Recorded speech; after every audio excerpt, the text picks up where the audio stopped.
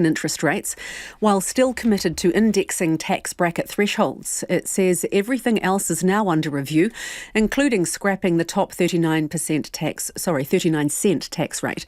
Nationals leader Christopher Luxon says everything will be reviewed to make sure it's affordable. He says they'd like to offer people tax relief, but the situation has changed big time. Other taxes National had proposed to scrap included the Auckland Regional Fuel Tax and the rental property tax break for landlords. A witness to a fatal hit and run in West Auckland says he thinks the victim was hit on purpose. A police manhunt is underway after a vehicle struck a man in a car park in Glendale Road in Gleneden this afternoon. The car park, which is next to a library and shops, is cordoned off and armed police are guarding the area.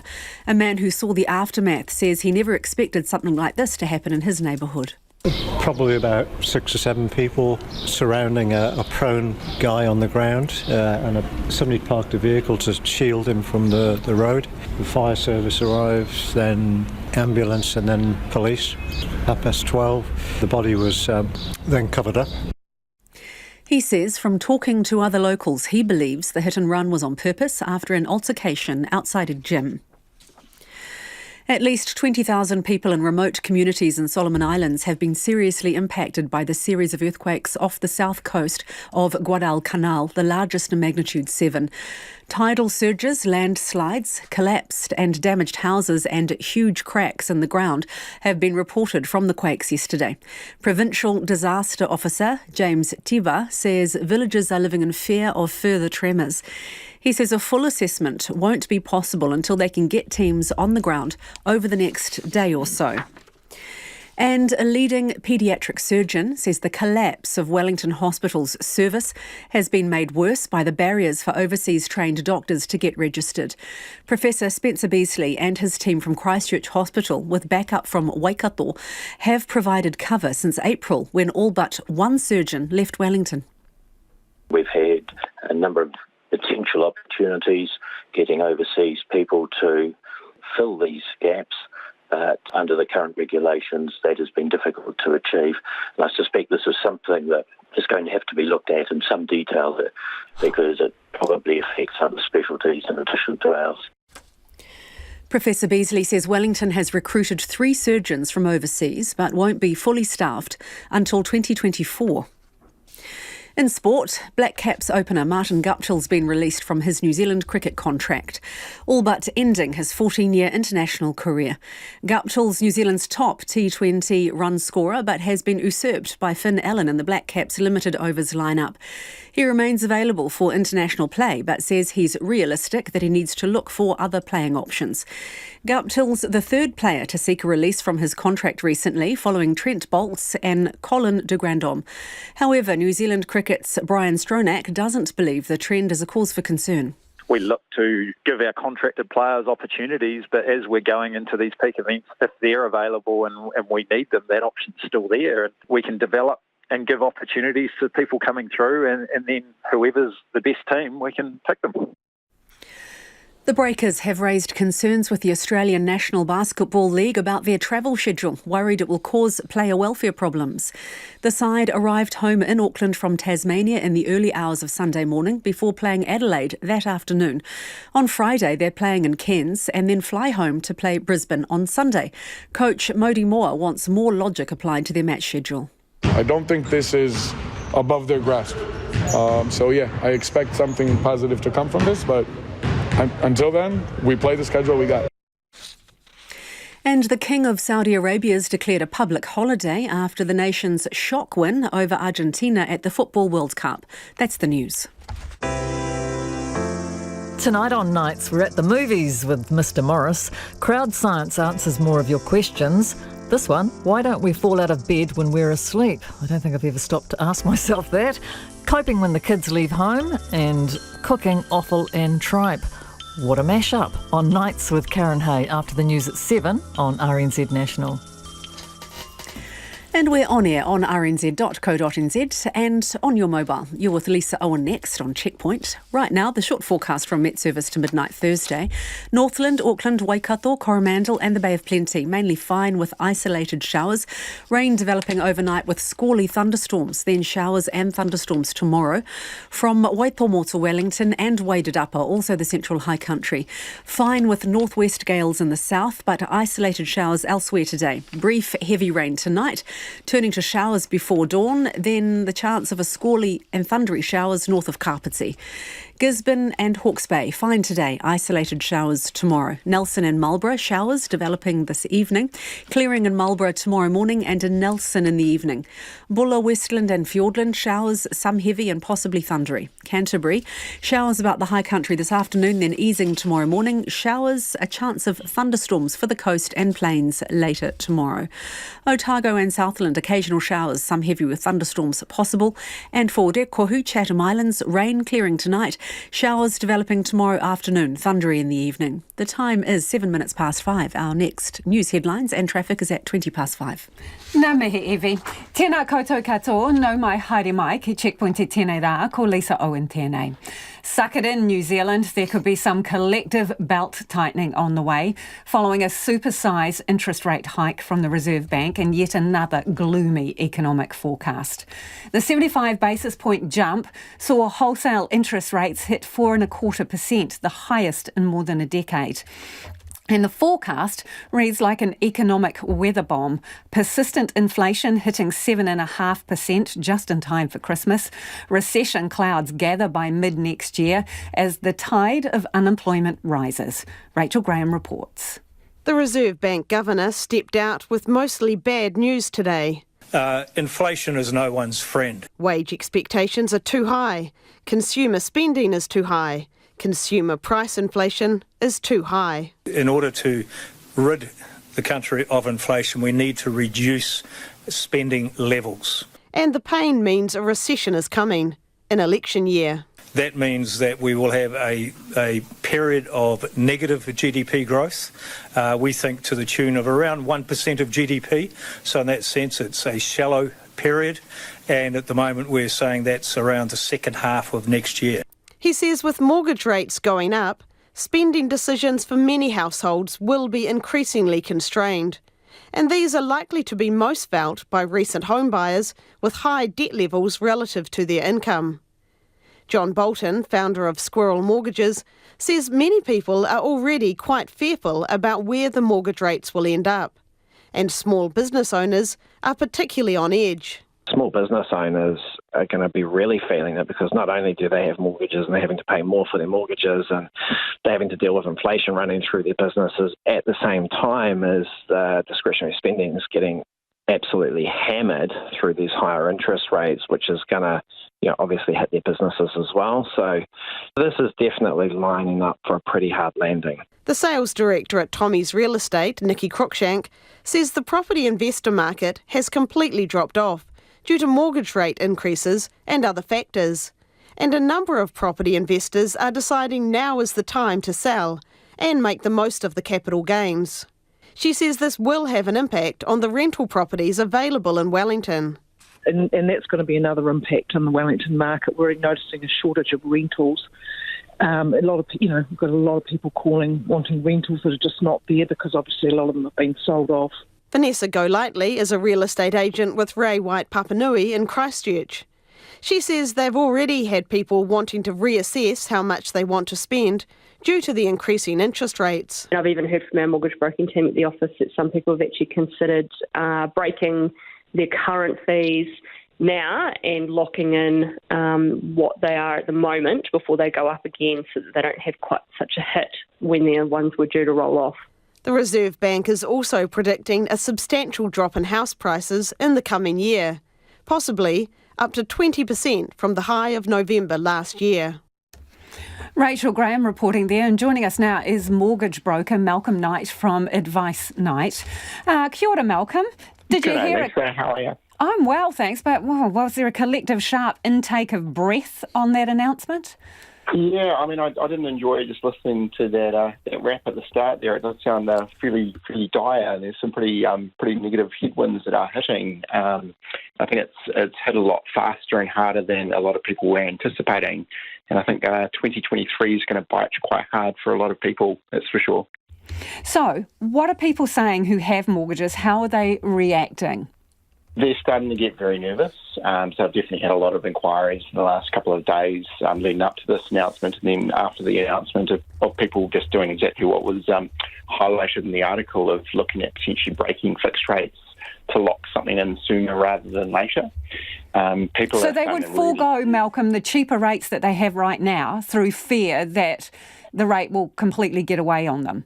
Correct. So it's a really bitter pill to swallow when you're sitting there on a nice 2.99% fixed rate. The bank doesn't mind you getting out of it, and they'll only charge you, say, a $10 admin fee, but then you're thrust straight into a 6% rate, which can have a fairly profound impact on your repayments. So, I mean, if you're looking at, say, an $800,000 mortgage, which is not atypical in an Auckland context, breaking that from 2.99 to, say, a 6.1% rate today, you're looking at $1,500 a month extra cost. And, you know, with the price of groceries, the cost of fuel, and particularly the cost of cheese where it is, an extra $350 a week can be quite hard to find for your average couple.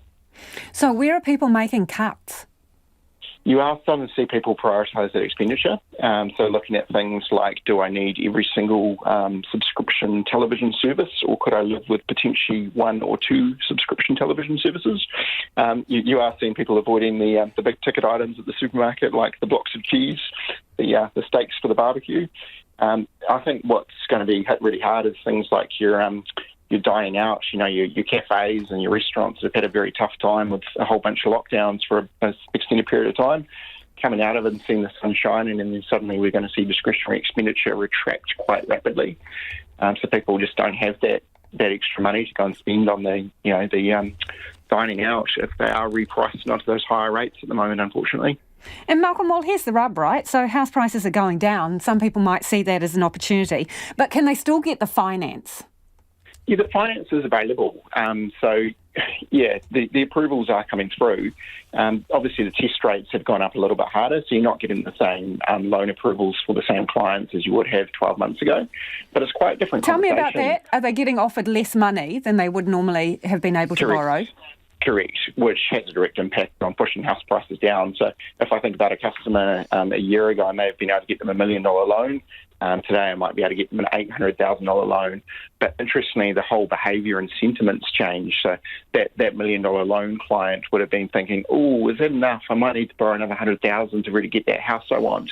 At the moment, you're sitting down with them and saying, well, you can borrow $800,000, here's what your repayments are going to be. And they're kind of sucking in and going, oh, I don't know if we can afford those repayments. It's probably more than we feel comfortable borrowing, just because we're feeling the pinch from every direction and every cost has gone up so rapidly. So the fear of missing out, Malcolm, has disappeared into the ether. Oh, well and truly, yeah. People are sitting on the sidelines and waiting for bargains to come, so you're not getting anyone signing up off plan from developers. First home buyers are kind of sitting back going, oh, I think I'll wait 6 months. Investors are pretty certain that the government absolutely hates them and have retracted quite rapidly. So the banks, sorry to interrupt, but the banks, I'm interested. Have they got sharp pencils? Are there still deals that are not on their ticker boards? Can you still get a deal? There are deals to be had. So obviously the banks do like lending money, and that is how they do make profit. So you are seeing really competitive offers in things like the refinance space, which can be a really good option for clients. You know, there's pretty good cash incentives. The banks will pay up to $25,000 cash for large loans, which is quite a nice sweetener. In terms of the interest rate negotiations, a little bit of shading on really good customers, but not the massive discounts that we had seen in yesteryear, just because margins are getting quite squeezed with the upward interest rate trajectory. Good to talk to you, Malcolm. Really appreciate your time. That is Malcolm Knight, a mortgage broker there. Much of National's tax package is now under review after the shock economic forecasts, with the plan to scrap the top tax rate on the chopping block.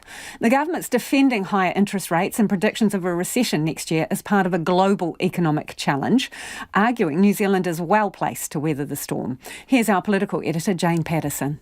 New Zealanders are faced with skyrocketing mortgage rates and for some time, along with the eye-watering cost of living and a prolonged economic slowdown. I've been saying for some time this is going to be a difficult year for many New Zealand households. We are not immune from what is going on in the rest of the world. Finance Minister Grant Robertson says strong growth is predicted for the rest of this year and low unemployment will help households get through. New Zealand's overall economic performance through COVID has been strong, and we end up with about the 10th lowest rate of inflation in the OECD. Doesn't stop it being tough for households. What the government's tried to do is get the balance right here of supporting people through COVID, but also now moving to a more consolidated fiscal position. Nationals leader Christopher Luxon, however, says this is bad for households around the country. It is incredibly sobering today. I think it's incredibly sad for New Zealand when you start to understand the impact that rapidly rising interest rates, the biggest increase we've ever seen in this country. Nationals rolled out a tax plan that includes indexation of income tax brackets and repealing a raft of taxes imposed under Labour, including a new 39-cent top tax rate. Indexing is still on the table, but Mr Luxon says today's news has caused a rethink. We would like to offer people tax relief, but when I look at things, when we look ahead, if I think about the 39-cent tax rate in particular, that's something that I really want to think about, because I don't think in this environment the situation has changed big time. The Reserve Bank emphasises an acute labour shortage is holding the economy back and contributing to inflationary pressure. Nationals' Nicola Willis says that must be dealt with immediately. The government has had many months to fix its immigration settings. We implore them, once again, fix it. If this economy doesn't get workers, we're going to have New Zealanders paying the price every time they pay at the FPOS terminal and every time they make a mortgage payment. Grant Robertson says the government's constantly reviewing the immigration settings and dealing with labour shortages affecting the world over. It is 18 minutes after 5. Kia mau tunu mai. Do stay with us. You're listening to Checkpoint on RNZ National. Interested in your feedback on that one. Let us know if you are cutting back on spending. What are you doing? How are you faring with your mortgage rates? And what's the plan with recession predicted ahead and rising interest rates and more to come? 2101 on text, tweet us at Checkpoint RNZ or email checkpoint@rnz.co.nz. A person has died in a hit and run in the Auckland suburb of Glen Eden this afternoon. Police responded to what they've described as a disorder in a car park off Glendale Road near a mall. This man told our reporter Felix Walton what he saw. Probably about 6 or 7 people surrounding a prone guy on the ground, and somebody parked a vehicle to shield him from the road. The fire service arrives, then ambulance and then police. 12:30, the body was then covered up. And there's now a manhunt on to find the driver of the car that hit the victim. Witnesses say they saw the driver waving a gun at a woman who tried to stop him. A woman driving up from Titirangi saw the vehicle with the windscreen smashed and the bonnet mangled, and I believe it headed for West Coast Road, but I didn't see any of that. That all happened probably 2 or 3 minutes before I arrived. There's a wide cordon in place and a large emergency response in the area. We'll bring you any updates as we get them. 19 minutes after 5 and you're with Checkpoint on RNZ National. Homai or whakaaro, we would love your feedback on anything you've heard on the program this evening. A record interest hike from the Reserve Bank and the Governor basically asking people to rein in their spending so they can get inflation under control. Let us know your thoughts. What are you up to? Text us on 2101, tweet us at Checkpoint RNZ or the email address checkpoint@rnz.co.nz. Evie's here with the headlines. Ko Evie anō tēnei. Kia ora, Lisa. The Reserve Bank says the official cash rate needs to reach a higher level at a faster pace to combat inflation. It raised its benchmark interest rate by 75 basis points this afternoon, taking it to its highest level since 2008 at 4.25%. A man has died following a hit and run in West Auckland this afternoon. Waitemata Detective Inspector Tim Williams says police received reports shortly before 12:30 of disorder in a car park off Glendale Road. Armed police are at the scene and a manhunt is underway.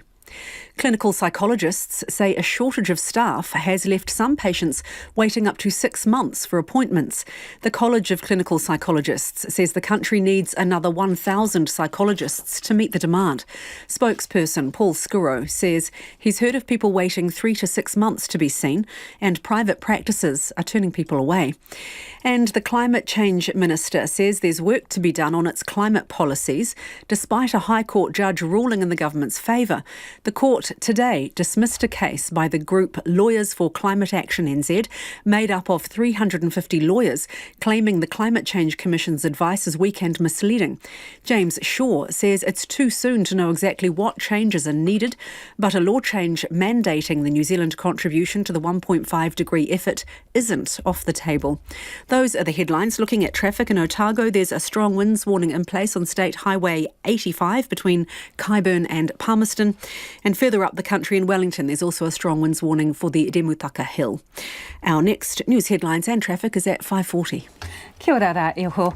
Children who need operations in Wellington and the Lower North Island will continue to rely on out-of-town surgeons flying in for another 2 years. Specialists say the collapse of the paediatric surgery services in Wellington is symptomatic of wider problems in the health system, with some arguing the barriers for overseas trained doctors are too high. Ruth Hill reports. When Wellington's new $110 million children's hospital, Te Waunui, opened in September, it was already down to 1 paediatric surgeon on staff instead of 4. Professor Spencer Beasley and his team from Christchurch Hospital, with backup from Waikato surgeons on the weekends, have flown the equivalent of 2.5 times around the globe since April to ensure kids in Wellington get this critical service. It has consequences for our families as well. Most of the surgeons here have school-aged children. We're often away from home 2 or 3 days at a time. It's not always to Wellington. Yesterday, for example, I was in Masterton. 3 new surgeons recruited from overseas are set to start in July 2023, November 2023 and in 2024, although one arrives in February for 4 months before finishing training overseas. Professor Beasley says the situation has shown there are too many barriers for overseas trained specialists to get registered in New Zealand. We've had a number of potential opportunities getting overseas people to fill these gaps, but under the current regulations that has been difficult to achieve. And I suspect this is something that is going to have to be looked at in some detail. Paediatric surgery is the smallest specialty in New Zealand, with fewer than 20 full-time equivalent surgeons working in just 4 centres. Starship Hospital surgeon Neil Price, who leads the Paediatric Surgical Training Committee for the Royal Australasian College of Surgeons, says it's a critical national service that's been left to 4 district health boards to provide as they see fit. So there's just been this whole series of ad hoc historical arrangements of what's provided to what district health board by whom. So the delivery of care has been hampered by that fragmented system. Wellington's problems have reduced New Zealand's ability to train paediatric surgeons. But Neil Price reckons the registration process for overseas trained doctors is fair, and he's not convinced that a fast-track process would solve problems in the long run. It may only create bigger ones if you hurry someone into a position without reasonable level of scrutiny of their suitability for that position. Any change to the Medical Council's requirements would require a law change. The head of the Association for Salaried Medical Specialists, Sarah Dalton, says the biggest frustration for most overseas trained doctors isn't getting their qualifications recognised, but dealing with immigration. She says Wellington's woes are a warning to others. It's an example of failure to succession plan and a culture across our system that has made a virtue of slightly understaffing rather than looking ahead, looking around the corner, realising that for specialists in particular, recruitment, even when someone said yes, can take up to 12 or even 24 months to get people in post and working. In a statement, the Medical Council says it's aware of the pressure on health services. It says it has some of the most flexible and permissive pathways in the Western world for international medical graduates to gain registration, and is constantly reviewing its pathways to registration to ensure they don't pose any unnecessary barriers. Ruth Hill reporting there. A third senior black cap has been released from his New Zealand cricket contract to pursue lucrative T20 contracts around the world. After 14 years in the national team, Martin Guptill has taken his recent selection snub as a sign to step away, but says he still wants to be part of the black caps' future plans. Guptill follows Trent Boult and Colin de Grandhomme, who have turned down central contracts. New Zealand Cricket's Brian Stronach says the black caps have several players in the second half of their careers, and many will be considering their options. The cricketing landscape has just changed so much where they've got options now when they get to this end of their career, as opposed to many years ago you could only really play international cricket and there wasn't too much else. So you put those things together, and I think it's pretty natural that when they're not quite in the first 11 or whatever in their eyes where they should be or want to be, then they start looking at these options. And for us, we don't want to be the ones standing in the way of that opportunity for them. And our sports reporter Felicity Reid joins us live in the studio. OK, so the departure of these senior players, Felicity, is there a positive spin on this for New Zealand cricket? Well, New Zealand cricket can see the upside of losing experienced players. These latest three are all in their 30s. They've been around the New Zealand environment, and actually New Zealand cricket knows what they can do. So by stepping away from those contracts, they're still sort of staying in New Zealand cricket's back pocket. They can give them a call should anything happen ahead of, say, next year's World Cup, and they might need Guptill and Boult should something go wrong, should any of these new players be injured, or some form might dictate that they do actually want to drag these players back into it. But by freeing up some New Zealand contracts, it's actually allowing some of these perhaps younger or maybe just less developed players to come and snap up a New Zealand contract and be in that environment and get some development, because these will generally be players that won't be on the radar of those T20 global competitions, players that maybe have been hanging around in the New Zealand domestic scene, New Zealand A, for a while. These are players that Brian Stronach said 10 years ago that players were making their debuts quite young. So if we think of an 18-year-old Dan Vettori, a 19-year-old Tim Southey, or a 20-year-old Kane Williamson, those players came in quite early in their careers into the New Zealand environment, whereas now it's a little bit harder to crack getting into the Black Caps. And once players do get there, they've got a little bit more cricket behind them and kind of want to hang around or stay involved in the tournaments, and which is why New Zealand cricket also sees some of that flexibility, because they don't actually want these players to be retiring or leaving. They want to keep these sort of elite or top players around for as long as possible. It sounds like the ears and the spears, though, Felicity. Do you know what I mean? It's like, oh, we're not signing you on. We've got this other person that we think is, could be a bit flash, and we're bringing them up through the ranks. But hey, we'll just keep you here in the back row in case we need you. The ears and the spears. It's just a smart option, isn't it, really? Well, it's planning, I suppose, succession planning, yeah. Shall we talk about the Football World Cup in Qatar? We've been talking about it a lot. What's going on there now? Well, if you've actually seen any of the games, you'll have seen all of those empty seats in the stadiums, which is actually a little bit confusing because officials are announcing that these stadiums are actually hosting more people than, well, basically exceeding capacity. For example, we were told just over 88,000 people were at Saudi Arabia's win over Argentina yesterday, but that was a stadium that had a capacity of 80,000. So officials are saying a little bit of this is coming down to the fact that they haven't actually needed to fill up all those broadcasting seats or media seats, or sponsors aren't showing up. So they're actually allowed to say, oh, well, we've got this extra, in this case, 8,000 more seats available to fans. But also, I guess, New Zealand knows a little bit about some fans not showing up to a sold-out stadium, 6,000 that didn't show up for that opening day of the Rugby World Cup, for the Women's Rugby World Cup. So they do know as well, and it's similar to that. It's people who have purchased tickets and maybe aren't showing up, but also they could be stuck outside because the digital ticketing system broke down, which meant that they're actually handwriting out on paper some tickets to allow people into the Socceroos game against France this morning, just to avoid having them wait for 2 hours outside a stadium. Wow, that's not running smoothly, is it? OK, basketball. The New Zealand Breakers are winning, but they're enduring a tough travel schedule that the club wants the NBL to review, don't they? Yeah, absolutely. So the Breakers are on a bit of a winning streak, sitting second in the 10-team league. This is all against the odds, though. Their coach today, Modu Mayor, was pretty careful about what he said. He doesn't want to get in trouble with the NBL, but he was saying that they need to apply a little bit more logic to the scheduling around what the team is expected to do. All came to a head last weekend when they had a game on Friday night in Tasmania. several travel delays meant that they actually didn't get back to Auckland until 3 a.m. Sunday morning. That night, 4 p.m, they played Adelaide out west. So this is a very tight turnaround. So this isn't the first time it's happened, and it's likely to happen again this week. They head over to Cairns, so that trip to Far North Queensland's not a short one. And then they come home. That was Friday night. Then they come home again Sunday, play a home game again.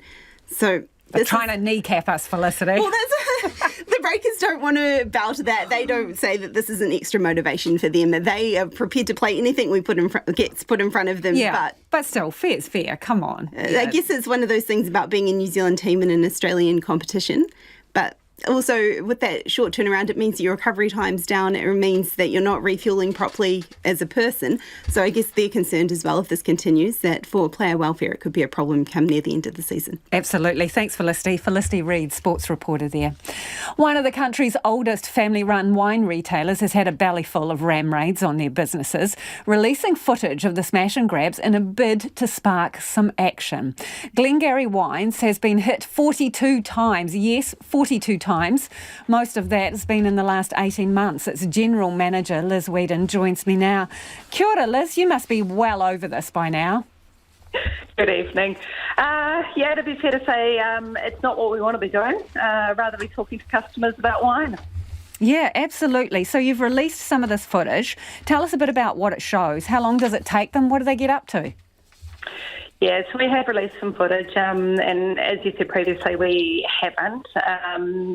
And it really got to a stage last week. The store that was hit was our Jervois Road store, which is where the family started the business. And that one, really, all of them hurt, but that one really was the final straw for us. When you look at the video, I mean, they're all different. We're seeing sort of various ways to get into the sites and around the security that we've got. We have put additional security in place. There's bollards, there's barrels, but, these guys are getting around it all. But I guess when they're in store, they're not stealing a lot. In fact, the stock loss was very small, but it just seems to be the act of actually smashing into something, stealing something. You can see them walk past a very clearly ticketed bottle of Dom Perignon and grab a $15 bottle of Prosecco. Yeah, they're not very discerning, and they're making a hell of a mess from what I can see in the video.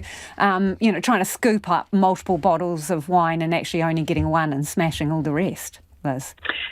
Yeah, exactly. It is the damage afterwards that is significant. And, you look at it and think for the amount of damage you see, that they'd be taking a lot of stock, but they're not. And I think, the other thing is there is this huge amount of damage, but you look at it when it happens sort of first thing in the morning, and then you look at it by the time it's 9 o'clock, and, unfortunately our team have seen so much of this. They're absolutely experts at cleaning it up. And, that shouldn't be something that they're having to deal with. We don't... No, and how are they feeling about the whole situation? Because I know this is happening when there aren't people in the store, but still, I mean, it is a bit sort of scary, isn't it? Yeah, it is very scary and very making the staff very unsettled. I think, the ram raids and what sort of the discussion now is about is happening when the team are not in store. But the increased amount of shoplifting and antisocial behaviour in our stores, coupled with the ram raids, is really making the team feel unsafe. And, it shouldn't be like that. They should be able to come to work and go home and feel safe, and they're not. So, Liz, I know we're not going to solve this problem in the discussion we're having now, but you've seen this a lot, you've watched the videos. What do you think needs to happen to start change? Yeah, I think that's the key thing, is that we need to start change. It's not a simple thing to change, and it's not going to be a one solution fits all. But we really need to get everyone working towards a solution that stops this. And it's going to take the council getting involved, the police getting involved, various parts of community. What solves the issue for one set of youth is not going to be the same as for the next.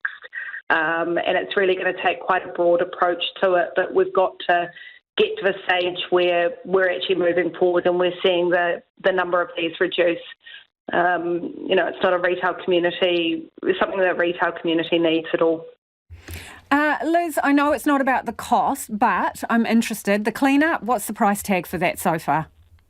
We're just over $250,000, so I think it's about $260K at the moment. But it's all the hidden costs as well, the cost to insurer.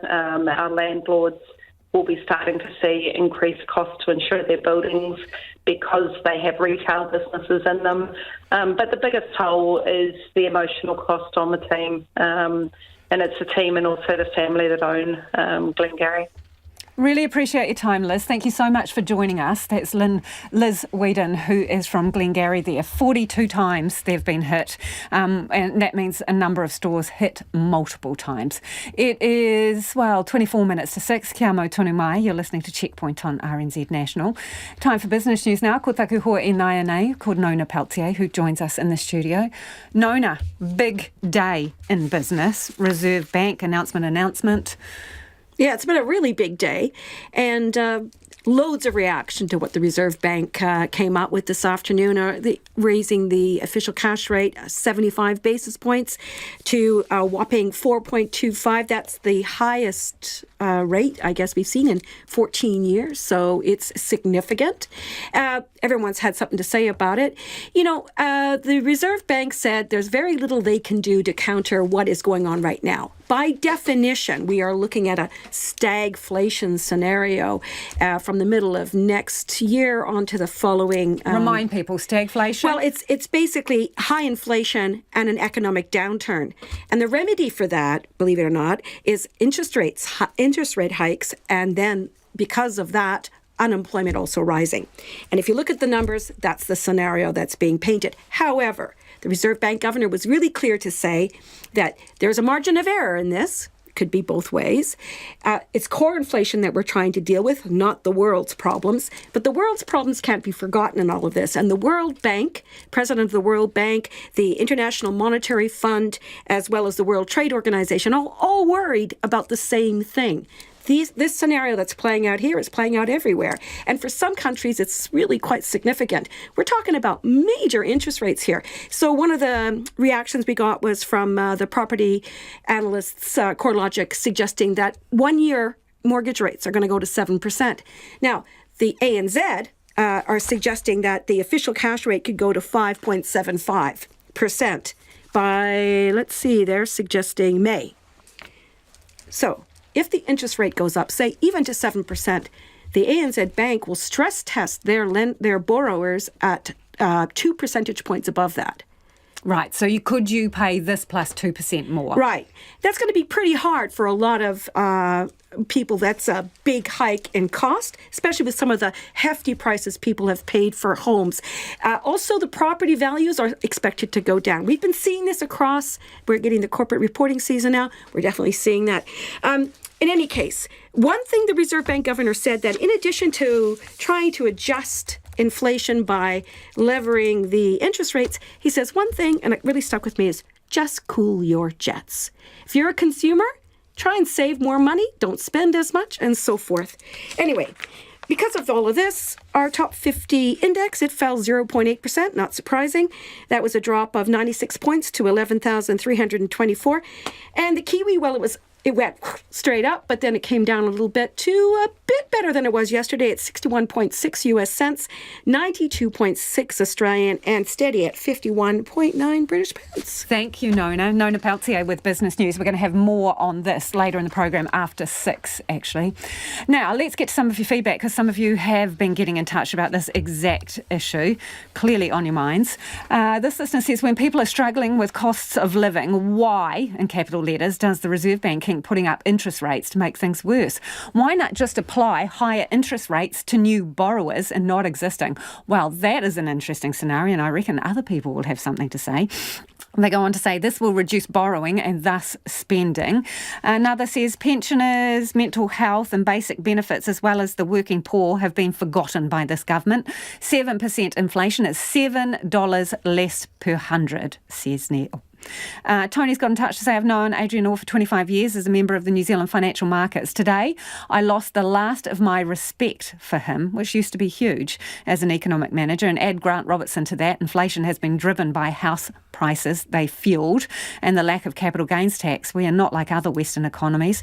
New Zealand is effectively a tax haven. Hiking interest rates punishes those on the margins and below, not the wealthy. Shame on us and the economic disparity that we are driving. Do keep your feedback coming. 2101 on text. Tweet us at Checkpoint RNZ. A man who provided emergency first aid to a hit-and-run victim in Auckland this afternoon says it was a fast-moving and frantic situation. The victim died at the scene of the incident. Mark Rainbow is a personal trainer at Fit Factory in Glen Eden and told our producer, Matthew Tunison, what he saw. I actually didn't hear the confrontation, but I certainly heard the effects of the impact of the individual being hit. I was in the doorway of the gym, which is basically 2 shops down from where this incident took place.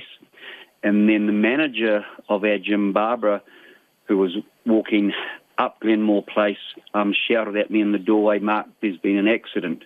And then I came out of the doorway and saw the individual's body lying on the other side of the road. So the impact must have catapulted him at least probably 30 to 40 metres across one side of Glenmore Place to the other. And then I ran over to respond and started chest compressions. Police are still looking for the driver of the car. They say they were called to the scene just after midday after reports of a disorder in the car park. Now, Mark Rainbow says he provided CPR until more help arrived. His family, his what I'm led to believe his wife was there. She was extremely distraught. Within a matter of minutes, the community from the Glenmore Place had gathered and had surrounded everyone in support. Oh my God! The family was so distraught, but the fire brigade were there in a matter of minutes, and then a number of the community and myself started doing traffic control, and then 2 ambulances arrived within a matter of minutes later. So the response was very quick. Mark Rainbow says a woman gave chase to the car and took down all the details. Police say their inquiries are continuing and there is a large cordon in the area and several roads are blocked off. We'll bring you any more information as soon as we get it. It is 17 minutes to 6 and you're with Checkpoints on RNZ National. Keep your feedback coming. Homai o whakaaro on anything you've heard on the program this evening. You can text us 2101, tweet us at Checkpoint RNZ, or the good old-fashioned email address checkpoint@rnz.co.nz. Evie is here with the headlines. A little late, apologies. Anea Evie, mena pita pita kōrero. The National Party has put much of its tax cut package under review, saying the economic situation has changed. It comes after the Reserve Bank delivered a jumbo-sized interest rate hike of 75 basis points and predicted a recession on the horizon. National unveiled its tax cut plan in March, promising to reverse all Labour's new taxes, including the top rate of 39% and the regional fuel tax. National's leader, Christopher Luxon, says he remains committed to that part of the package, but not the rest. A witness to a fatal hit and run in West Auckland says she thinks it was a purposeful attack. Police responded to a serious incident on Glendale Road this afternoon where a person was struck by a car that fled. A witness told RNZ following the altercation she heard the words, "You think you're smart," before a vehicle struck the victim and drove away. A man has been critically injured after a workplace incident in Canterbury today. Police say it was called to a construction site on the Esplanade in Pegasus at about 10 o'clock this morning, where a man had fallen from height. The man was taken to Christchurch Hospital in a critical condition. And some travellers planning a Christmas trip to New Zealand are having to cancel because of visa hold-ups. Among those waiting are visitors hoping for long-awaited family reunions. Those are the headlines. Looking at traffic, a slip on State Highway 2 in the North Island is blocking the southbound lane through Karangahake Gorge. Much further down the country, but still on State Highway 2 in Wellington, there's a strong winds warning across Demutaka Hill. And further down the country, still in Otago, there's also a strong wind warning in place for State Highway 85 between Kyburn and Palmerston. I'll have news and weather for you at 6. Ngā mihi, Evie. And as you heard, their visiting relatives planning a Christmas trip to New Zealand are having to call off their trip after hold-ups to visas. Flights have been booked for long-awaited family reunions, but for some, the border is still closed. Jill Bonnet reports. Liam Cassidy and his family were looking forward to a trip home from Germany to see his parents for the first time since before the pandemic. Mr. Cassidy is from North Canterbury, but his wife is from Georgia, which means she needs a visa, and it's now too late to make their pre-booked flights. We were hoping to get home to have the family home for Christmas for the first time since quite a while. My youngest son was born a year and a half ago in April, and his grandparents haven't seen him yet, so that's pretty hard for them. But yeah, that's not happening, so we're pretty gutted. Their story is a common one. Thousands are waiting. Brian Zhao's widowed father had been due to visit from China in 2020 and applied at the start of August after the border reopened. Mr. Zhao says his father had been excited about the trip, but that had turned to uncertainty over his visa. I have my life here in New Zealand, and I see myself as a Kiwi now.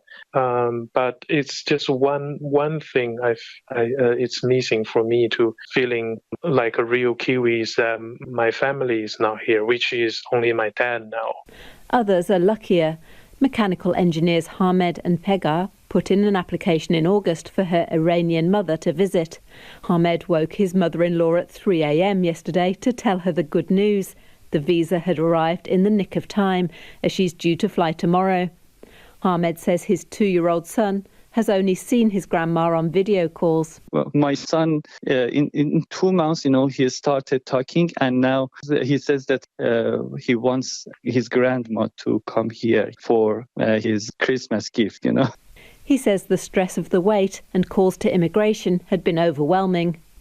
Immigration advisor Matt Simpson has written to the Auditor-General asking for a performance audit of Immigration New Zealand, centred on its new computer system and resources. The reality is, if immigration was a business, no one would go see them, right? If there was an alternative way to get a visa, they wouldn't be doing it through Immigration New Zealand. A spokesman for the Auditor-General says its work programme includes looking at residents' visa efficiency next year. Immigration New Zealand says it's working hard to process visa applications as quickly as possible. Its latest figures show 90% of visitor applications were processed within 2.5 months, against its target of 20 working days. It is 12 minutes to 6. Kia amo tunu mai. Stay with us. You're listening to Checkpoint on RNZ National.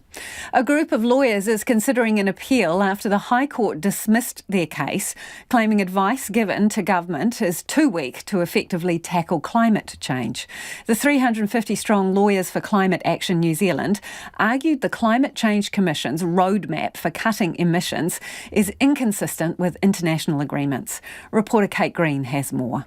More than 350 lawyers have failed in a bid to force a review of official advice on climate change. The International Panel on Climate Change, the IPCC, has agreed to limit warming to 1.5 degrees Celsius globally by 2050. Beyond this level, the panel says, the effects of climate change on people, places and the economy will be enormous.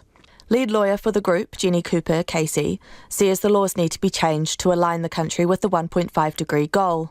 The most worrying part of the judgment was that the court found that the Climate Change Response Act doesn't actually require either the Commission's advice or the decisions taken by the government to be consistent with the global 1.5 degrees goal. The Climate Change Minister has admitted the window in which to limit warming is closing.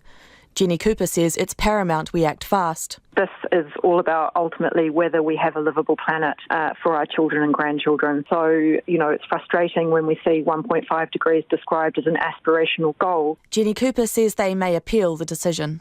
The chairperson for the Climate Change Commission, Dr Rod Carr, says they'll be reviewing the decision in detail. Climate Change Minister James Shaw says the decision affirms for the public the government is on the right track.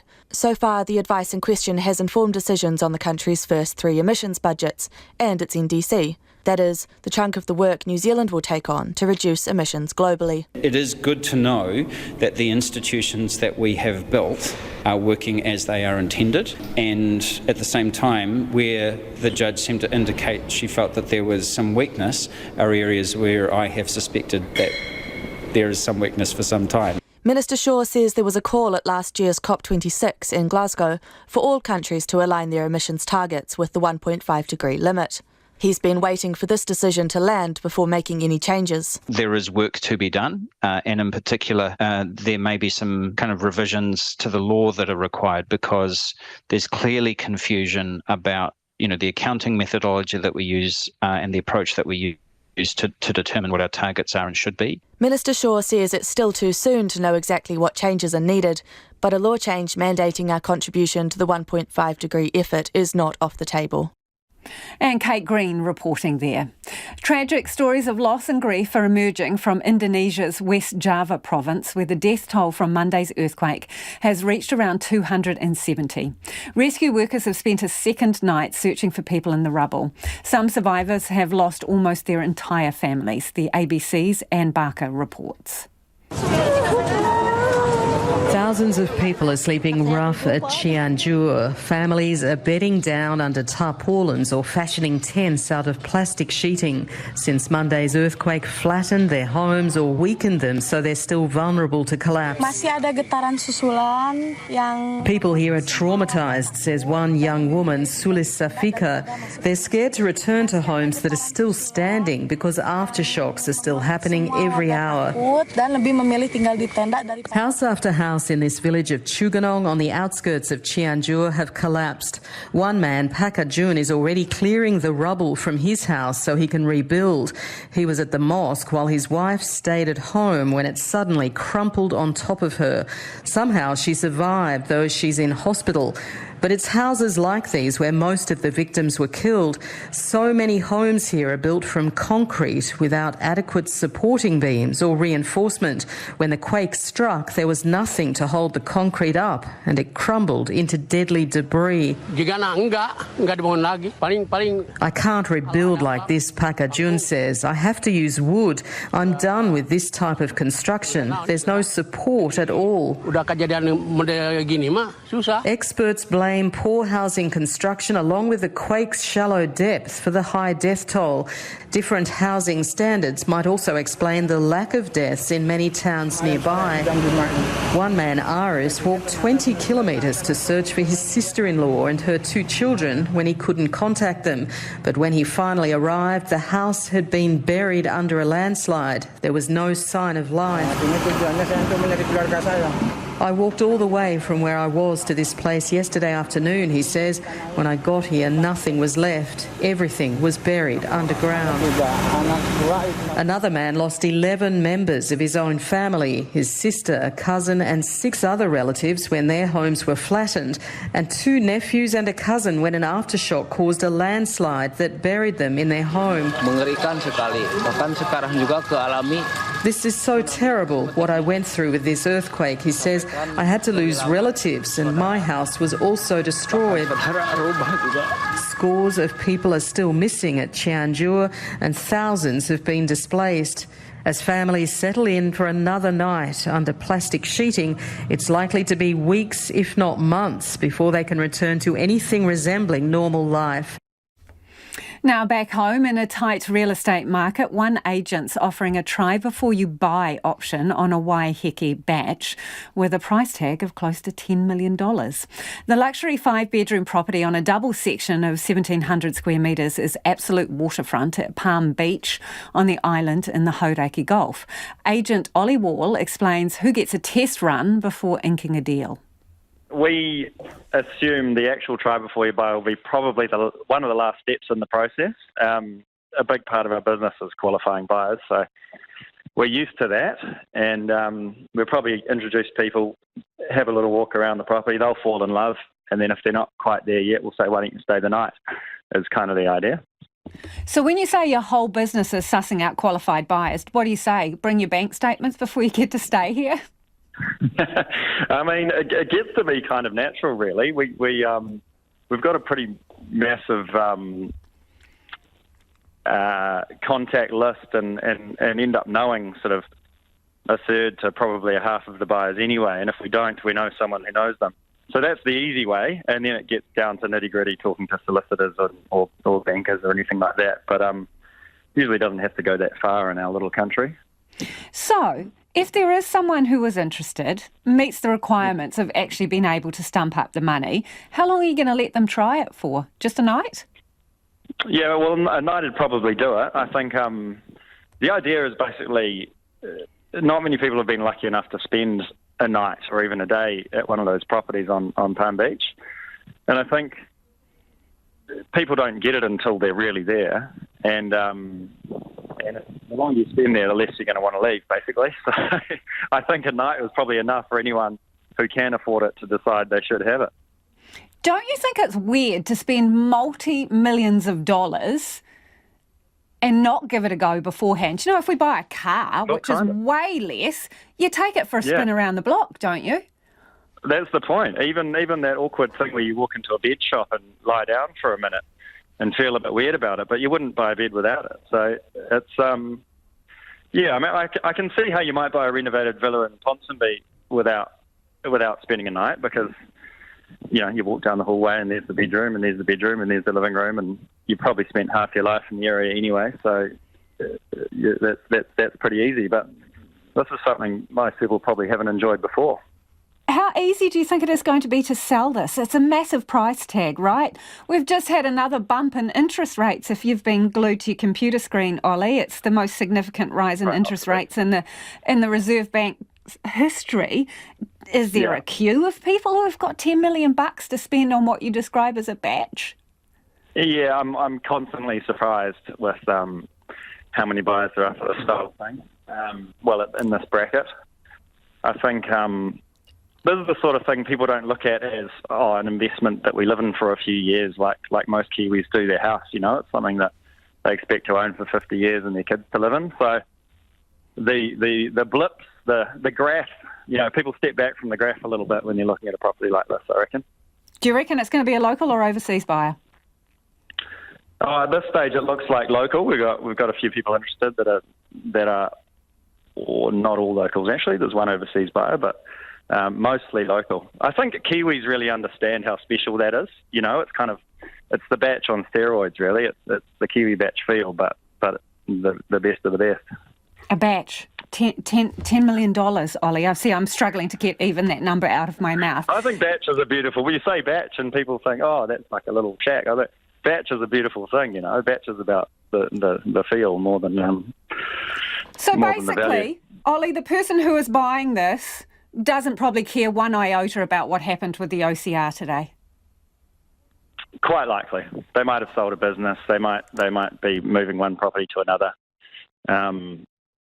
I don't think it affects the style of property, certainly as much as many others. And that's what we've found. We deal in the higher end, in fact, the high end, and it's obviously it has slowed things down, but certainly hasn't affected as much as the sort of $1, $2, $3 million houses. That's for sure. And that's Ollie Wall there. We will put that story up on our website and link to the property if you want to check it out, what you get for $10 million. Actually, they're expecting it to go for north of that. On the subject of interest rates and the OCR going up today, this listener says, on the other side of the coin is all the people who have been struggling because of low interest rates on savings will now have some relief. That is true, pensioners, etc. Another says the RBNZ introduced policies and encouraged people to buy houses and invest in shares by slashing interest rates. Now they have contributed to crashing the housing. Housing should be stable and not have the volatility of the share market, a listener says. Higher bank interest rates? This person says, bring it on. I'm a student of the 1970s who learnt the pearls of a mortgage, and now my bank account will reap the harvest. That one from Robin. And another says, curtail rampant bank profits by keeping their lending increases to 0.5% of the base rate increase. RNZ News at 6 o'clock. Kia ora tātou. Good evening, I'm Evie Ashton. Many homeowners are bracing for a big hit to their incomes with the Reserve Bank's jumbo hike to the official cash rate. The 75 basis point rise saw wholesale interest rates hit 4.25%, the highest in more than a decade. Mortgage broker Malcolm Knight says he's already getting calls from people who are prepared to break their low fixed rate because they're so nervous about what lies ahead. He told Checkpoint they don't want to be caught out by even higher rates later. So it's a really bitter pill to swallow when you're sitting there on a nice 2.99% fixed rate. The bank doesn't mind you getting out of it. They'll only charge you, say, a $10 admin fee, but then you're thrust straight into a 6% rate, which can have a fairly profound impact on your repayment. Malcolm Knight says on a typical $800,000 mortgage, people's interest rate bill could go up by about $1,500 a month. The National Party has put much of its tax cut package under review, saying the economic situation has changed big time. In delivering its cash rate, the Reserve Bank predicted a recession on the horizon. Here's our Deputy Political Editor, Craig McCulloch. National unveiled its tax cut plan in March, promising to reverse all Labour's new taxes, including the top rate of 39% and the regional fuel tax. It's also campaigned on adjusting the tax thresholds to account for inflation. National's leader, Christopher Luxon, says he remains committed to that part of the package, but not the rest. He says the party has to consider what the country can afford and name-checked the top tax rate change as needing another think. The Finance Minister says today's OCR rise doesn't spark an immediate rethink of the current immigration settings, which are under constant review. The Reserve Bank also flagged labour shortages as a constraint on the economy. Grant Robertson says immigration settings aren't a straightforward solve for economic problems. We always want to make sure that we're getting the right person for the right job and at the right time. The problem with immigration is it is a double-edged sword, and New Zealand's history is full of trying to solve our economic problems through immigration. If we don't invest in the infrastructure to support that, then we do end up with some problems. Grant Robertson says arrivals at the border are ramping up and the settings are under constant review. A man who provided emergency first aid to a hit-and-run victim in the Auckland suburb of Glen Eden today says it was a frantic situation. Police are looking for the driver of a car who allegedly drove into a man who died at the scene. A personal trainer at a nearby gym, Mark Rainbow, says he performed CPR on the victim. I came out of the doorway and saw the individual's body lying on the other side of the road. So the impact must have catapulted him at least probably 30 to 40 metres across one side of Gilmore Place to the other, and then I ran over to respond and started chest compressions. Police say their inquiries are continuing and there's a large cordon at the scene. Survivors of an earthquake that struck the Indonesian province of West Java on Monday are appealing for food and water. The area continues to experience aftershocks, with many people afraid to return to their homes. Heavy rains may worsen conditions. West Java's Governor, Ridwan Kamil, says all means are being used to search for those still trapped. Many people are still missing, mostly in the remote area, in the uphill or in the mountain tops. So now we are using also the helicopter, not only the ground transportations. Some roads to the hilltop is still damaged, and therefore we are doing walking search and rescue by motorbike. The US Supreme Court has approved the release of Donald Trump's tax returns to a congressional committee, marking the end of a 3-year legal fight. Mr. Trump was the first president in 4 decades to refuse to voluntarily release his tax records. The BBC's Barbara Pletasha reports. The Supreme Court has now finally cleared the release of the documents, just weeks before Republicans are set to retake control of the House. Mr. Trump has fought hard to keep secret the details of his wealth, although a Manhattan court previously obtained copies of his tax returns as part of a criminal investigation. He faces many other legal battles, including 2 inquiries by the Department of Justice. Last week, the Attorney General appointed a special counsel to oversee those, after Mr. Trump announced he planned to run again for president. And Waikato authorities spent today cleaning up after overnight rain and thunderstorms damaged parks, paths and roads. 42 millimetres of rain was recorded within just 1 hour during the most intense period.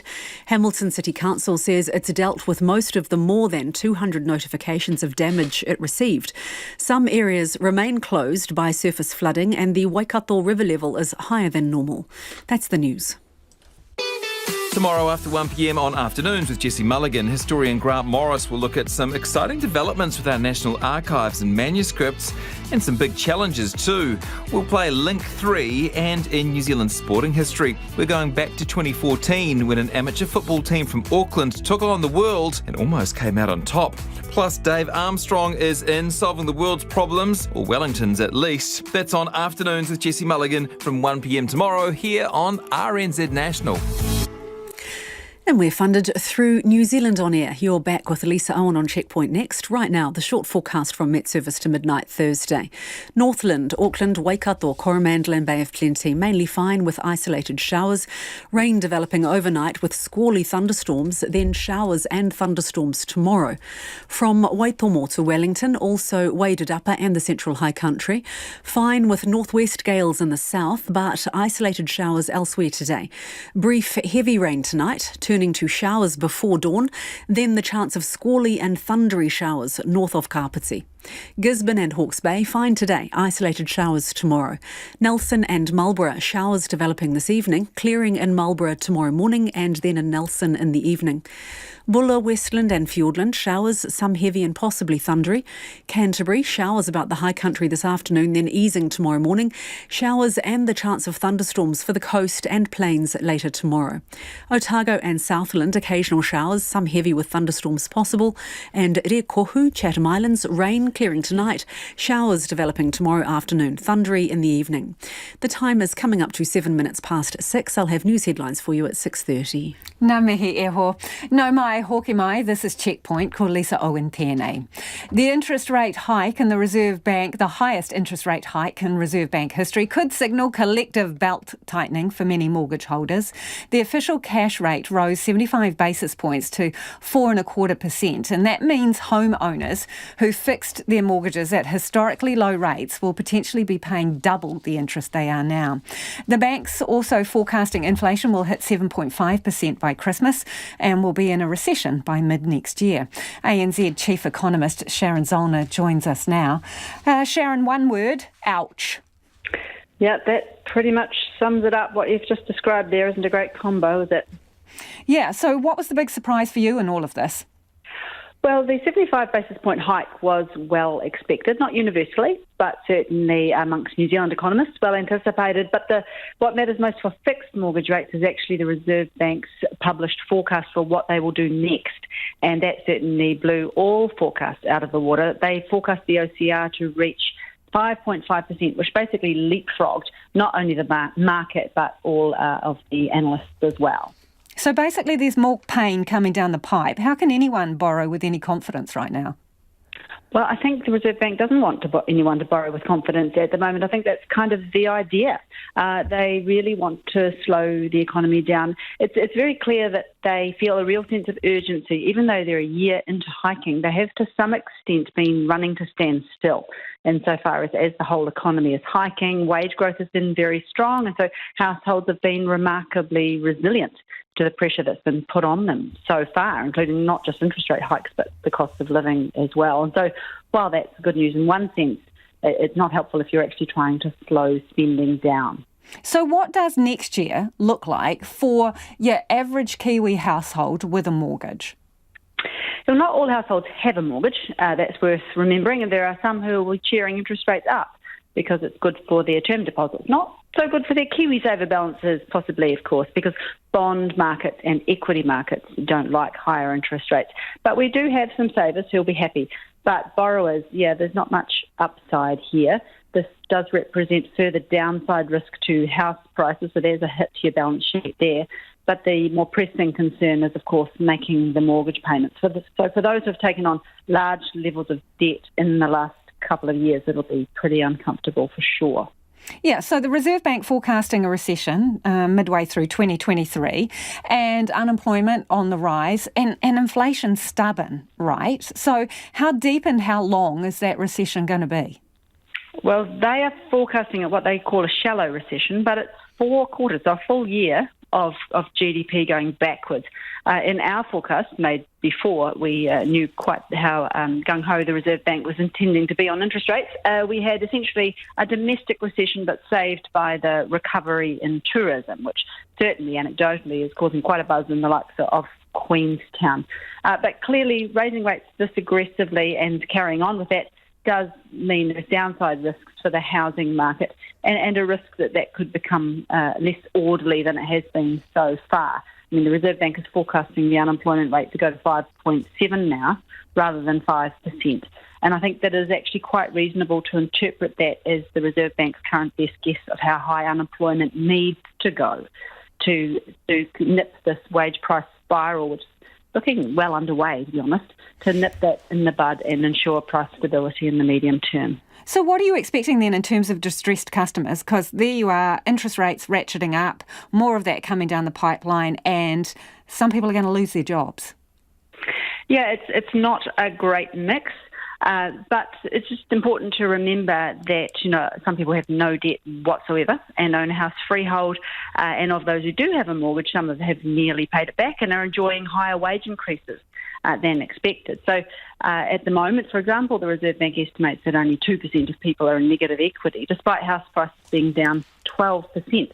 So, monetary policy is a pretty blunt instrument. I mean, they're basically talking about taking a sledgehammer to a pretty small proportion of the population. And so while there will absolutely be some quite sad stories out of this, it's not the mythical median household who has been remarkably resilient through the last period. So how much of this is actually a test of the RBNZ's credibility as well? I think, it's best to think about their inflation targeting credibility in a pretty binary fashion. At least it does appear to be the way that they are thinking about it. Essentially, if they lose their inflation targeting credibility, then it becomes much, much harder to get inflation down because people start building in higher inflation to their decision-making. And it's pretty clear that in a very tight labour market, the increase in the cost of living, no matter what the cause is, whether the Reserve Bank can do anything about it or not, that has been affecting wage settlements, which then has the potential to feed back into higher costs for firms. And you can get caught in this loop where no one really becomes any better off at all. Workers get relief from higher inflation, but that doesn't last long because inflation stays high. Well, because their forecast, right, what was it, 2025 to get back to 2%, right? That's a long way off. And so really, what is the situation? Push your wallet back in your pocket and do not spend anything.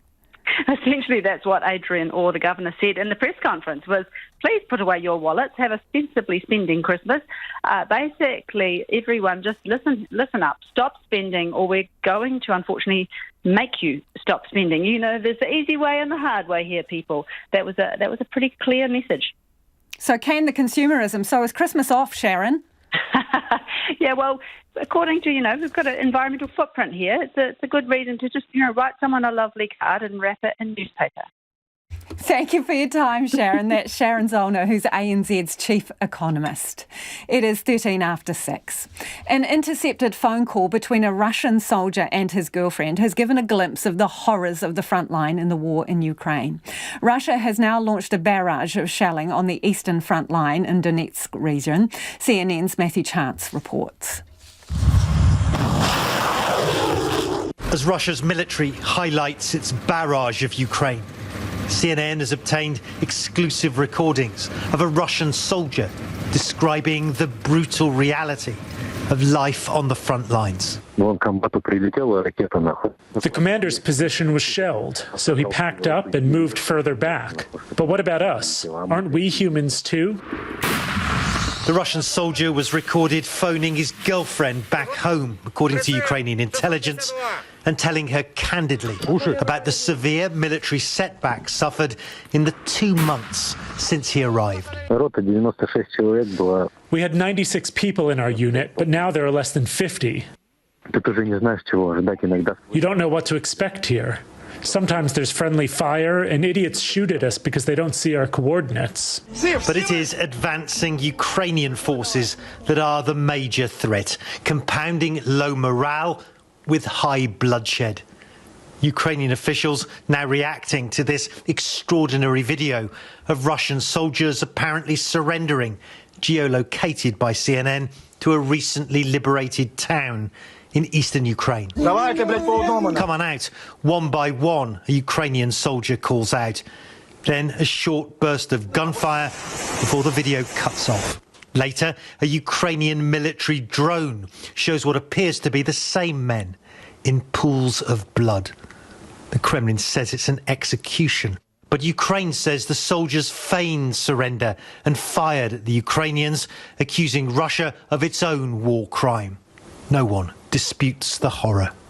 It's unclear if the dead Russians were regular troops or deployed as part of the Kremlin's partial mobilization seen here earlier this year.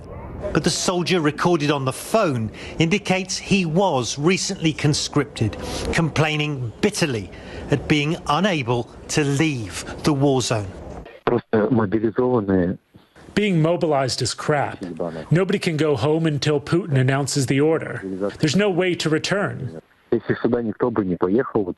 if we weren't here, the Ukrainians, would already be at our borders. They would shell Moscow, Yekaterinburg, shell everything. And that constant threat of Ukrainian attack is having a terrifying effect. In particular, drone strikes, which appear to have left the soldier particularly nervous. My nerves are on edge. I'm afraid of every rustle. Every bang, every click makes me drop to the ground. In Russian-controlled eastern Ukraine, the funerals are underway for more of those killed on the brutal front line. Deaths Ukrainian officials insist would never have happened but for Russia's war. Let's do some of your feedback now. A number of you getting in touch about the interest rates. This person says, agree with the listener who said house prices should be stable. They should never have been allowed to get as high as they did. John says, who benefits from interest rate rises? Australian banks and their shareholders. Samantha doesn't agree with Malcolm Knight, the mortgage broker who we had on earlier, when he said the bank's margins are being squeezed, when the banks are making some of the biggest profits they have ever had in living memory, says Samantha. And on the subject of the RAM rates, we talked to Glenn Gary Wines, who's been hit 42 times in RAM rates. And this person says Glenn Gary needs to improve its security because of the cost of RAM raids, right? Okay, well, Glengarry has weighted wine casks outside their premises to act as bollards. They have bollards.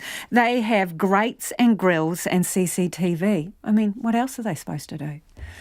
It is 17 minutes after 6 and you're with Checkpoint on RNZ National. Now, in breaking news, police in Chesapeake, Virginia are responding to a shooting at a Walmart with multiple fatalities and injuries.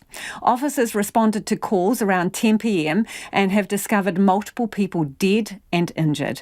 Police say the gunman is among the dead. The man accused of a shooting at a gay nightclub in Colorado has been transferred from hospital and is now in jail. He was being treated for injuries after being tackled and beaten by bar patrons after he shot and killed 5 people and injured at least 19 others. The man faces multiple murder and hate crime charges and will be making his first court appearance. CNN's Rosa Flores has details on his dark past. New information is surfacing about the troubling past of the suspected gunman, 22-year-old Anderson Lee Eldridge. Our investigators are writing search warrants and looking at any type of items such as computers and other technology. The suspect was caught on camera surrendering to police during a bomb threat incident last year. This is your boy. I've got the heads outside. Look at that. They got a beat on me. When his mother called police on him, saying he had guns and ammunition according to authorities. But the case was not adjudicated and the file was sealed, which means it would not be detected in a background check. heads got their rifles out. If they breach, I'm gonna blow it to holy hell.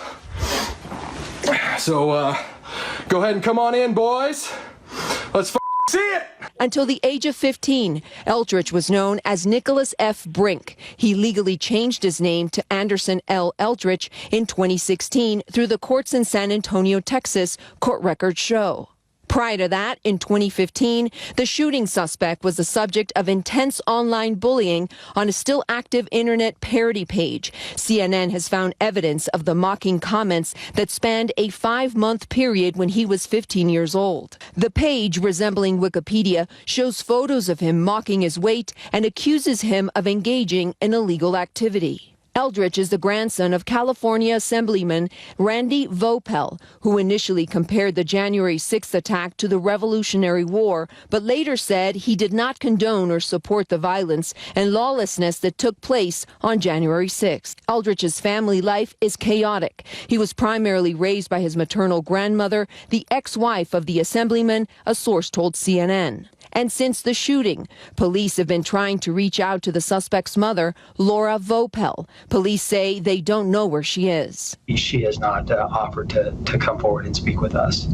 The suspect's mother received 3 years probation for public intoxication and falsely reporting a crime to police in California when Eldridge, then known as Brink, was just 8 years old, according to court records obtained by CNN. The court records show that she made a false report in 2008 about a break-in and burglary attempt where she was tied up with kite string and duct tape. Weeks later, she admitted to making up the whole incident because she was lonely and wanted attention. In 2010, court records also show she sought custody of her son, then 10 years old. When he was 12, his mother was again in trouble with the law. She was arrested for suspected arson, and the charge was later reduced to criminal mischief. CNN investigates, also learning more about the suspect's father, that he was a porn star, that he was an MMA fighter, and also that he was convicted on federal smuggling marijuana charges, but that the suspect spent little to no time and had a very little relationship with the suspect. And that report from CNN. 3 days into the FIFA World Cup in Qatar, and an underdog team has pulled off one of the biggest upset wins in football history. Argentina, with none other than Lionel Messi in their ranks, was beaten by Saudi Arabia. It's one of the biggest shocks in the tournament's history. Ranked 51st in the world, the Saudis took the victory 2-1. BBC sports reporter Alex Capstick, was there for the final whistle.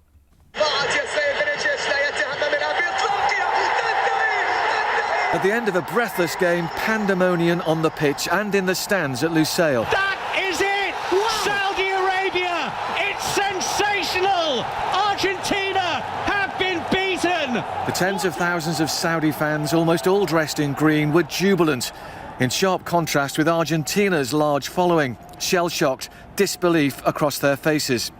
This will go down as one of the biggest upsets in World Cup history.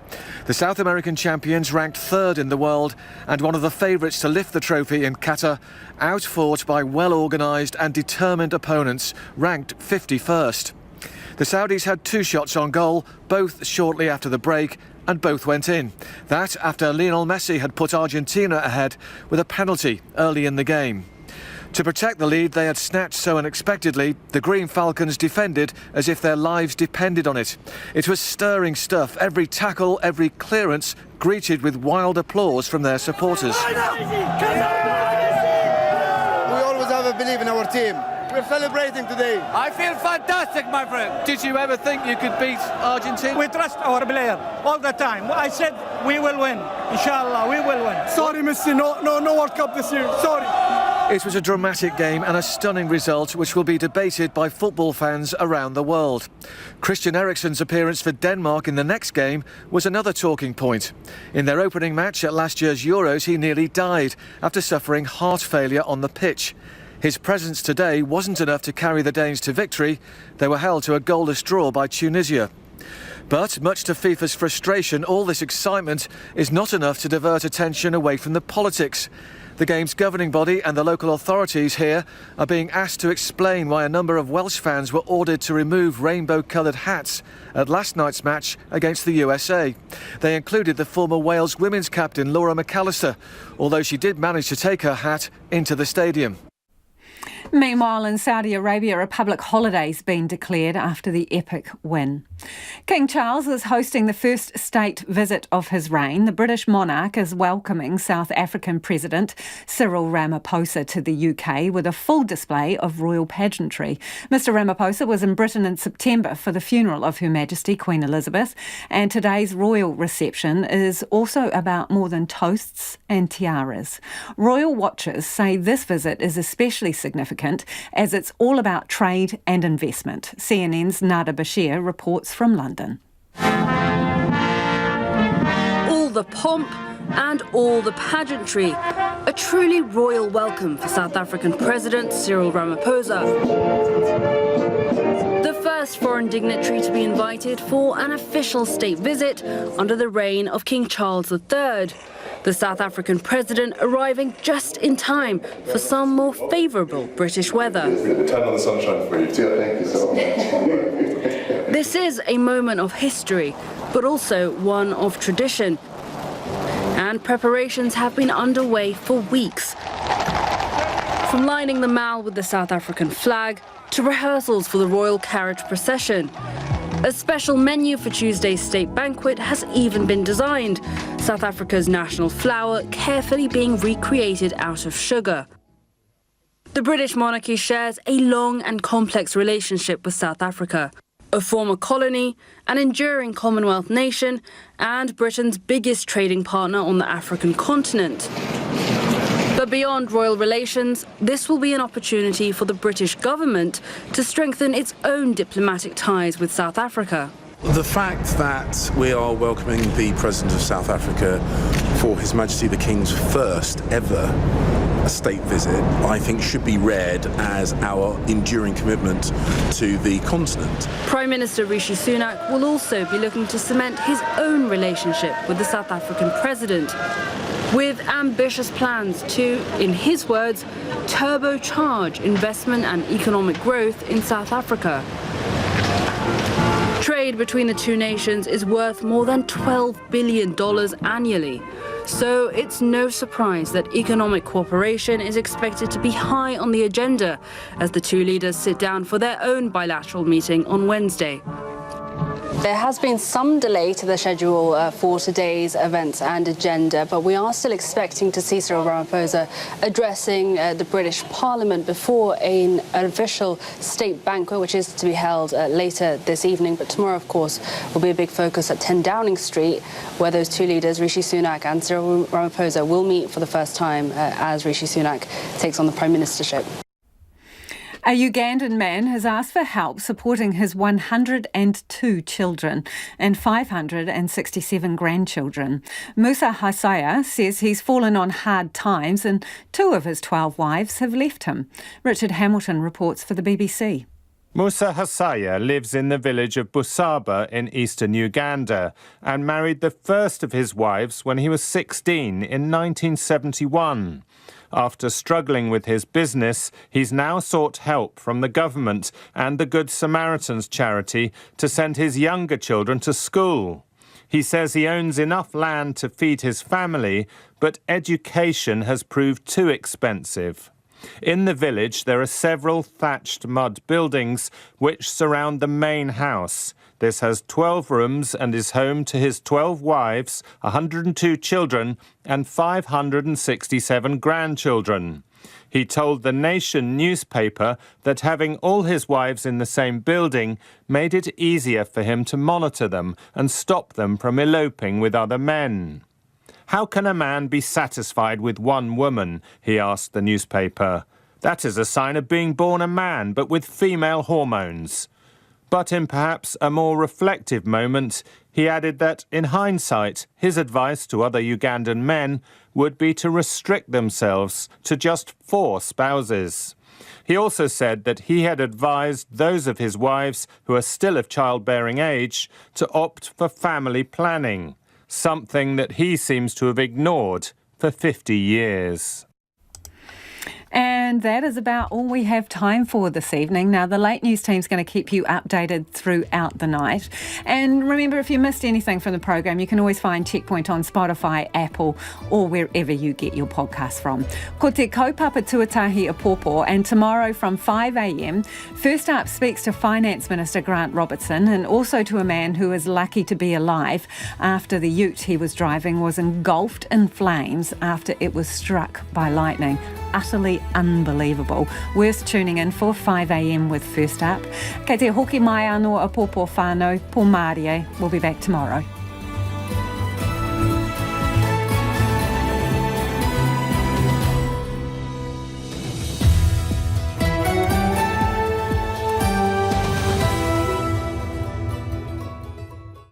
RNZ News headlines at 6:30. Good evening, I'm Evie Ashton.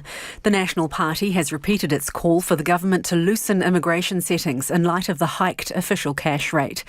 CNN is reporting a shooting with multiple fatalities and injuries at a Walmart in Chesapeake in the US state of Virginia.